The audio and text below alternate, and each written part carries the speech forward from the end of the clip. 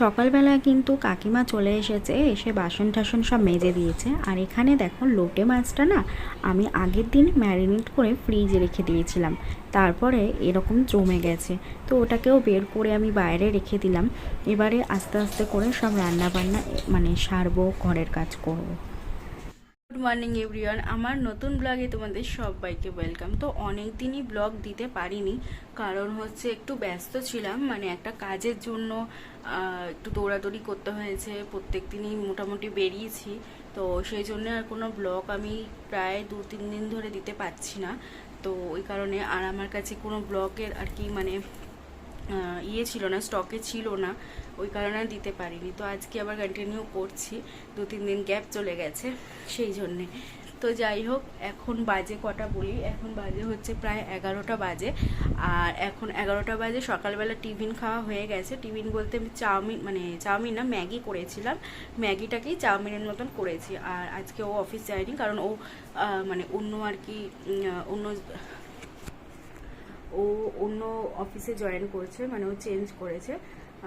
তো সেই জন্যে আর কি ওর এখন ছুটি, মানে ছুটি বলতে এখনও বাড়িতেই রয়েছে। ও 23 তারিখ থেকে আবার জয়েন করবে অফিসে, অন্য অফিসে। তো সেই জন্য বাড়িতে রয়েছে। তো ওই কারণে কি করেছি, ওই ম্যাগিটাকে চাউমিনের মতন করে সকালবেলা খেয়েছি, ঠিক আছে। তো ওই কারণে আর সকালবেলা আর ব্লগটা স্টার্ট করতে পারিনি, কারণ একটু ব্যস্ত ছিলাম ওই কারণে। তো যাই হোক, খাওয়া দাওয়া হয়ে গেছে, সবাই যে যার মতন বেরিয়ে গেছে। ও একটু বেরোলো, একটু জানোই তো বাড়িতে ছেলেরা থাকলে পরে একটু আড্ডা ঠাড্ডা দিতে যায়। তো বাবা বেরিয়ে গেছে কাজে, আর ওই জাস্ট বেরোলো। আর আমি ওদিকে তো তোমাদের দেখিয়েই দিলাম যে লোটে মাছ কালকে রেখেছিলাম, ম্যারিনেট করা রয়েছে, তো ওটা তো দেখিয়ে দিলাম। এবার যাবো রান্না বসাতে। আর ডাল করা রয়েছে, কালকে রাত্রিবেলা না দিনের বেলা ডাল করেছি। এবার ডালটা করেই আবার একটা জরুরি কাজ পড়ে গেছিলো, বেরিয়ে গেছিলাম। আর ওই বাড়ি থেকে, মানে আমাদের যে ঠাকুমার বাড়ি আছে, ওই ঠাকুমা বাড়ির ওখান, মানে ঠাকুমার বাড়ির থেকে আবার তোমার মাটন করেছিল, ওই মাটন দিয়েছিল দুপুরবেলায়, পাঠিয়ে দিয়েছিল। ওই জন্য আর কিছু করিনি, শুধু ভাতটা আর ডালটা করে আমি বেরিয়ে গেছি। আর ওই জন্য ডালটা পুরো রয়েছে, রাত্রিবেলা ওই মাটনটাই ছিল, মাটনটা দিয়ে খেয়ে নিয়েছি। তো ডালটা পুরো ধরা রয়েছে। তো ডালটা আজকে আজকে হবে, মানে খেয়ে নেবো দুপুরবেলা। আর তোমার ওই লোটে মাছটা করবো ঝুড়ো, কারণ আমার বর আবার ঝুড়ো ছাড়া ভালোবাসে না খেতে, ওই জন্য।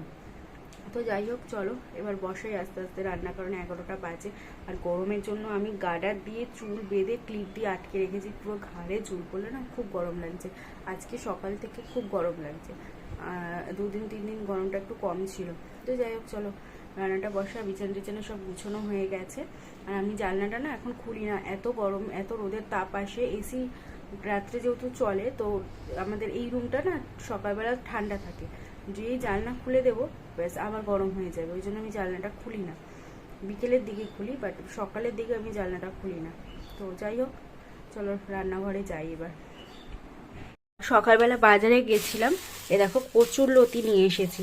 তো এই কচুরলতিটা আজকে করবো না, এটাকে কেটে টুকরো টুকরো করে রেখে দেবো, 2 দিন পরে চিংড়ি মাছ দিয়ে করবো, আর একটু শুকিয়েও যাবে। তো এই দেখো অনেকটাই এনেছি। আর এখানে সবজি শেষ হয়ে গেছিলো বলে সবজিও নিয়ে এসেছি, পটল, ঢেঁড়স, তারপরে কাঁচা লঙ্কা, গাজর, টমেটো, বেগুন, আর হচ্ছে লেবু, এগুলো নিয়ে এসেছি, ঠিক আছে। তো ডাল তো রয়েছেই বললাম, কচুরলতিটা এখন থাক এখানে রয়েছেই বললাম। ভাবছি বেগুন ভাজা করি, ডাল করব, আর এই ডাল রয়েছে, আর মাছটা ঝুড়ো করব। আরেকটা কিছু করতে হবে, কারণ লোটে মাছটা না বেশি নেই, লোটে মাছটা অল্প একটুখানি রয়েছে, তোমরা দেখতে পাচ্ছ অল্পই আছে। তো ওই জন্য ভাবছি যে লোটে মাছটা আর কি ঝুড়ো করলে অল্পই হয়ে যায়, মানে যদি এতটা থাকে তো এইটুখানি হয়ে যাবে, ঠিক আছে। তো ভাবছি আবার তেলাপিয়া মাছ রয়েছে ফ্রিজে, তো ভাবছি যে মাছের ঝোল করবো না কি করবো। আগে লোটে মাছটা করে নিই, লোটে মাছটা করার পর দেখি কতটা হচ্ছে। যদি দেখি হয়ে যাবে 3জনে, তাহলে আর কিছু করবো না। আর যদি দেখি না হবে না, তাহলে আবার তেলাপিয়া মাছটা বের করে আবার মাছের ঝোল করতে হবে। আবার রাত্রে রান্না রয়েছে, তো দেখা যাক কি হয়। রাত্রিবেলা ডাল রেখে দেবো, আর ডিম ভাজবো, আলু সিদ্ধ দিয়ে দেবো, এই প্ল্যান করে রেখেছি। তো চলো রান্নাটা ঝটাপট বসিয়ে দিই। আর প্রত্যেক দিন ছাদ থেকে জানো তো এরকম, এই দেখো এরকম না ছোট ছোট আম পড়ে যাচ্ছে। এটা না একটু পেকে পেকে এসছে, দাঁড়াও তোমাদেরকে কেটে দেখাই পেকেছে কিনা। টিপলে পরে দেখো, এই যে টিপছি তো ঢুকে যাচ্ছে, পেকে পেকে এসছে। আর এই আমটাও পড়েছে, দুটো আম পড়েছে। ইয়ে কি বলে, ফ্রিজে আবার এইটুখানি একটা আম রয়েছে, চাটনি আর করা হয়নি। তো ভাবছি 3টে আম দিয়েই চাটনি করে নেবো। 3টে আম নিলেই একটা আম হয়ে যাচ্ছে, আর একটা আমে চাটনি মোটামুটি হয়ে যাবে। কিন্তু আমের চাটনি যার মানে খুব টক হয়, মানে প্রচুর পরিমাণে মিষ্টি দিতে হয়, নাহলে খাওয়া যাবে না। আমি তাও টকটা খেতে পারি, কিন্তু আমার শ্বশুরমশাই খেতে পারে না। ওনাদের আবার মানে একটু মিষ্টি হবে, খুব মানে খুব মিষ্টি খেতে ভালোবাসে, সেই জন্যে। ঠিক আছে। আর ফ্রিজে এখন কিন্তু জল খেতে ইচ্ছা করছে এত। কালকে গোলা রুটি করেছিলাম আমার জন্য, মানে রেখে দিয়েছিলাম, খাওয়া আর হয়নি, ওই জন্য ফ্রিজে রেখে দিয়েছি, পুরো শক্ত হয়ে গেছে একদম। আর এই দেখো এই যে ডালটা, দেখো পুরো ডালটাই ধরা, যা করেছি ওই ডালটা পুরোই ধরা রয়েছে। ডালটা গরম করতে হবে, তো ডালটা থাক, ডালটাকে এখন রাখি, পরে গরম করবো। আর এটার মধ্যে না পায়েস রয়েছে, কালকে দিদি শাশুড়ি পায়েস পাঠিয়েছিল, পায়েসও রয়েছে। তো আমি একটু জল খাই, জল তেষ্টা পাচ্ছে খুব। ফ্রিজটা আবার পরিষ্কার করতে হবে, অনেকদিন করা হয়নি।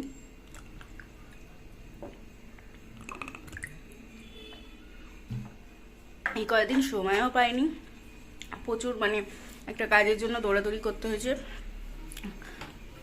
আর যখন সময় পাই তখন গরমে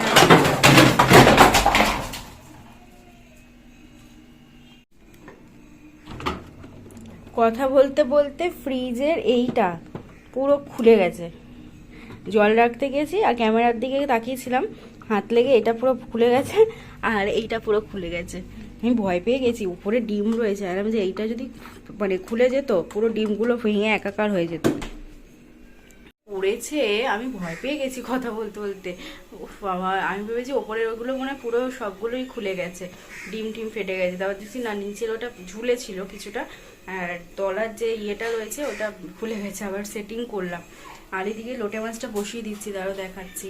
কাটা সমেত করে, কিন্তু আমাদের আবার কাটাগুলোকে আলাদা করে মাঝখান থেকে যে লম্বা কাটাটা ওটাকে ফেলে দিতে হবে, নাহলে ওদের আবার কাটা থাকলে খেতে পারে না। তো ওই ঝুড়োতে একটা সমস্যা, কাটা বাঁচতে গিয়েই তো হাত তো ব্যথা হয়েই যায়, সময়ও নষ্ট হয়। তাও এটা অল্প আছে বলে অসুবিধা নেই, বেশি হলে খুব অসুবিধা হয়। তো চলো এবার কাটাগুলো বাঁচি, কারণ নরম হয়ে গেছে। এটা করে রেডি করে তারপর দেখাচ্ছি আবার।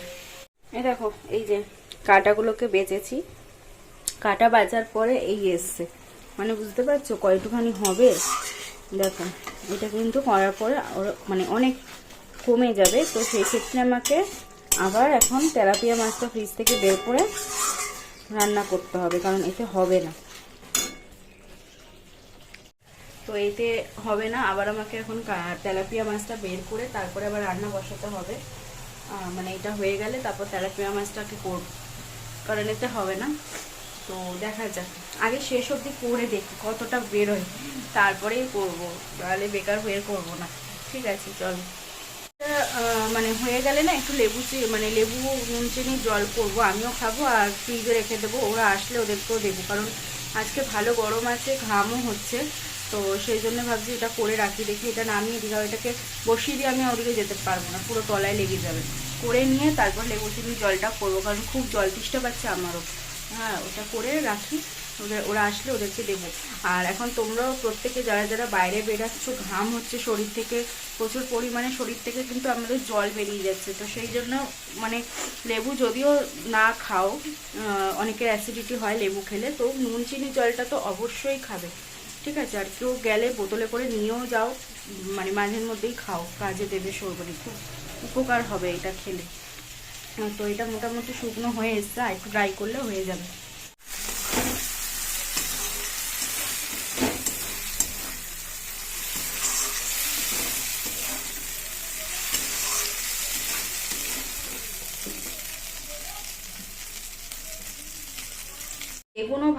বেগুন ভাজবো, ডাল রয়েছে, আর এই লোটে মাছটা দিয়ে দিলে হয়ে যাবে, আর কিছু করবো না। কারণ ডালটা যদি না থাকতো, শুধু যদি লোটে মাছ থাকতো তাহলে আমাকে করতে হতো। ধরো লাইটটা জ্বালাই, অন্ধকার পুরো। শুধু যদি লোটে মাছ থাকতো তাহলে আমাকে আরেকটা কিছু করতে হতো, কিন্তু যেহেতু ডাল রয়েছে, বেগুনটা ভাজবো, তো সেই জন্য আর করতে হবে না, এটাতে হয়ে যাবে। ওদের দুজনের মোটামুটি হয়ে গেলেই হলো, আমার খাওয়া নিয়ে অত আমি ভাবি না। ঠিক আছে, ওদের দুজনের হলেই হলো। ফ্রিজে মাছ রয়েছে তা সত্ত্বেও করছি না, কারণ ভালো লাগে না, কি বলো তো, এই গরমে না রান্না করতে একদমই ভালো লাগে না। মনে হয় যত আর কি কমভাবে করা যায় ততই ভালো। যাই হোক, চলো এইটা ঢাকা দিই আর লেবু জলটা করি দেখাচ্ছি।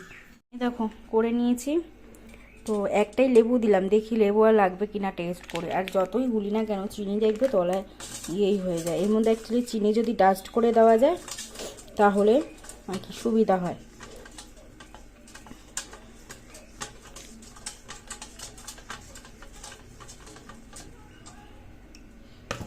তো চলো ঢালি এবার গ্লাসে। এখন নিয়ে নিয়েছি 1 গ্লাস লেবু চিনির জল। নুনটা কম হয়েছে, নুন লাগবে। তো আবার লেবু এই নুনটা দিয়ে দিলাম। এবার ঠিক আছে, মানে এই লেবু চিনির জল নীল পুজোর সময়, বিয়ের আগের কথা বলছি, মানে অনেক ছোট থেকেই আমার মা নীল পুজো করে। তো আমাদের ওখানে না একটা মন্দির হয়, মানে মন্দির আছে নীল, শিবের মন্দির। তো ওখানে নীল পুজো আর কি, নীলের সবাই যায়, বড় করে মেলা বসতো, একদিনই বসতো, বিশাল বড় মেলা। ছোটবেলা থেকে আমি, মা যখন জল ঢালতে যেত মায়ের সাথে আমি যেতাম মেলা ঘুরবো বলে। তো ওখানে মা উপোস টুপোস করে জল ঠল ঢালার পরে না এই নুন চিনির জল খেত, দেখবে গাড়ি নিয়ে বসে, ওরা এত সুন্দর করে, অনেক কিছু মেশায় যেটা আমাদের ঘরে আমরা পারবো না ওরকম টেস্টি করতে। আমি প্রত্যেক বছর মায়ের সাথে গিয়ে ওটা খেতাম, এত ভালো লাগতো না। মা উপোস করতো, মায়ের তো ভালো লাগতোই, আমি করতাম না, কিন্তু আমারও ওটা খেতে খুব সুন্দর লাগতো। আমি এখনও রাস্তায় যদি আমি দেখতে পাই আমি খাই দাঁড়িয়ে, আমার খুব ভালো লাগে। তো চলো এটা খেয়ে নিলাম। এবারে ভাবছি আলু পোস্ত করবো, বেগুন ভাজবো না, আলু পোস্তটা রাতেও রেখে দেবো আর দুপুরবেলাও দিয়ে দেবো। রাত্রিবেলা আলু পোস্ত থাকবে, ডাল থাকবে আর ডিম টিম কিছু ভেজে নেবো। তো চলো আলু পোস্তটা বা আলুটা কাটে আর লতিটাও কেটে রেখে দেবো, একেবারে শুকিয়ে যাবে তাহলে টুকরো টুকরো করে রাখলে। তো চলো ওগুলো করি, তোমাদের দেখাচ্ছি।